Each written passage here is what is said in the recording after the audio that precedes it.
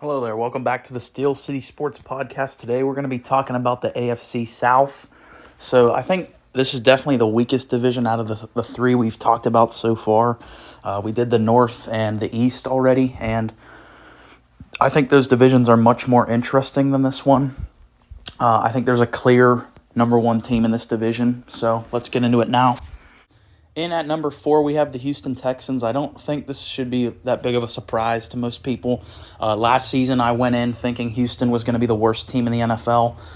They ended up with the second overall pick just because Lovie Smith wanted to get a little revenge on his way out the door. So Chicago is technically the worst team last year. But Houston, the thing about them that I find pretty interesting about this offseason is everyone has the fact that they're penciled in to take whoever Carolina doesn't take number one overall, whether it's Stroud or Young. Every mock draft I see, it has Houston doing that. But I actually have a theory.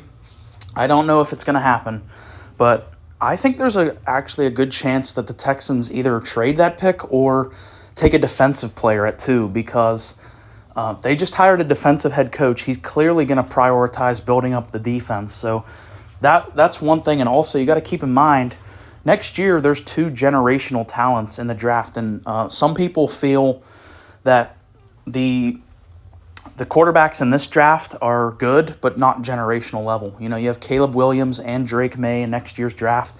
A lot of people see them as 5-star prospects, whereas with, the guys we have now, Stroud and Young, people think they can be good, like decent or above average quarterbacks, but not like generational talent. And you have Anthony Richardson, who some people think he can be a generational talent, but he's a very raw prospect, so it can be very risky. But overall, this team has a lot of holes. They need a lot of different players. They did keep Laramie Tunsil, which I found kind of interesting that he would want to stay there. But they're here at 4. They're probably going to be a bottom 5 team again this year.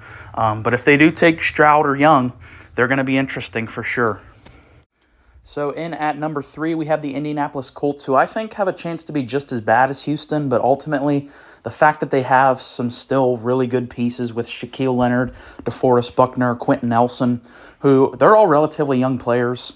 You can still kind of build around those guys, whereas Houston, outside of Laramie Tunsil and maybe Derek Stingley, there's really not much to build around. Whereas Indy, there's a bit of a structure there in place. I don't think they're going to be very good, though, because who's their quarterback, And even if they draft the quarterback, it's probably going to be the 3rd best in this class. I've seen a lot of mocks have them taking Will Levis. I think that could definitely be interesting. I think he's one of the more interesting prospects in this draft as a whole. But even if they don't draft that and wait for next year, like I talked about with Houston, waiting for maybe next year to get Caleb Williams or Drake May, they could take like a Paris Johnson and bolster their O-line even more. But ultimately, I do feel that this is a rebuilding year for the Colts. I don't know really much about their new coach, Steichen. I know he was obviously a big part of Philly's run, so maybe that could be something. I still think it was a bad decision firing Frank Reich. It wasn't his fault that Matt Ryan went from, age 37 to 65 overnight.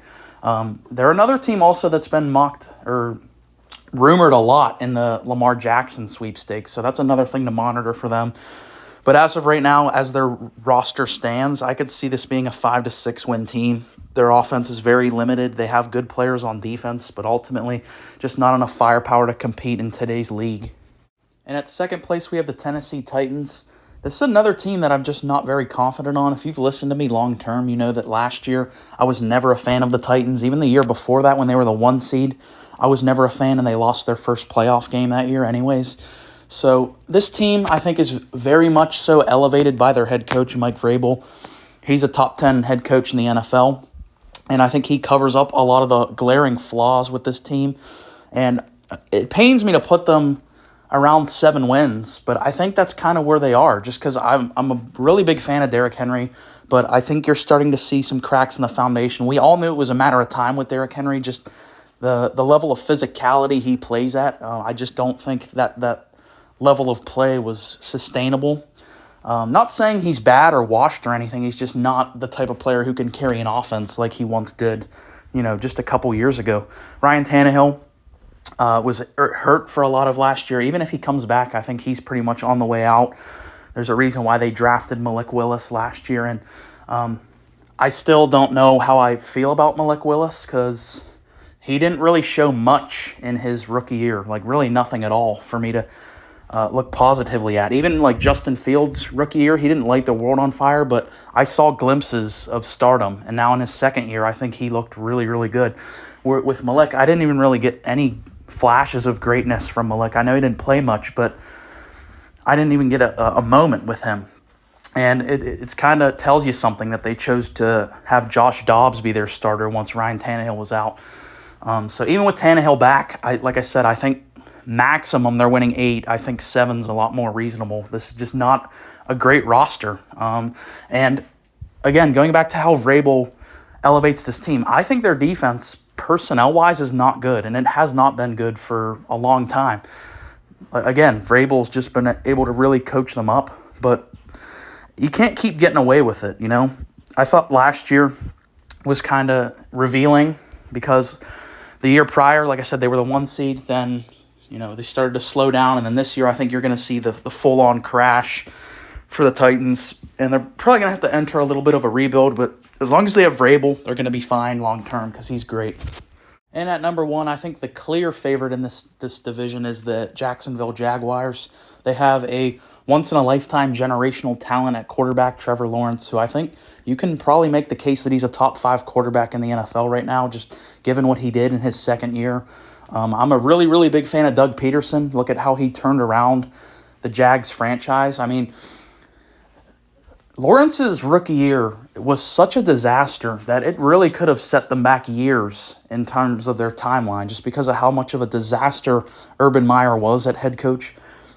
That is like something that could really just destroy the future of a franchise. But Doug Peterson came in and established his culture, and Trevor Lawrence got, so much better. I think his touchdown to interception ratio, his rookie year, I believe, was 11-17. Obviously not good.